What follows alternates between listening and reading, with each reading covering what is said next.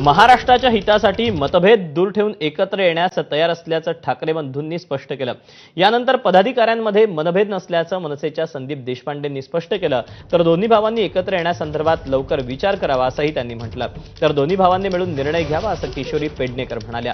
राज ठाकरेंच्या वाढदिवसानिमित्त मनसेनं आयोजित केलेल्या रक्तदान शिबिराला ठाकरेंच्या शिवसेनेच्या नेत्या किशोरी पेडणेकरांनी हजेरी लावली होती। यावरून दोन्ही भावांच्या आधी कार्यकर्त्यांचं मनोमिलन होतानाच्या चर्चा रंगू लागल्या। सन्माननीय राजसाहेबांची मुलाखत होती, ती एकंदर पूर्ण महाराष्ट्राच्या प्रश्नाबद्दल होती आणि महाराष्ट्राच्या विषयावर मराठी माणसांनी एकत्र यावं या संदर्भात होती। त्याच्यामधनं कुठलाही राजकीय अर्थ काढण्यासारखा नाहीये। हा कोणी काय राजकीय अर्थ काढावा ज्याचा त्याचा वैयक्तिक प्रश्न आहे।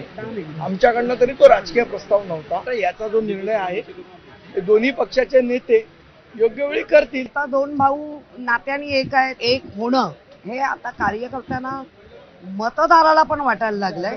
त्यामुळे दोन भावांनी विचार लवकर करावा। तू मी तर ट्रेन सुटून जाईल। मी परत सांगेन, चिखल झालाय, त्या चिखलातला कमळ सगळ्यांनाच फळणार नाहीये।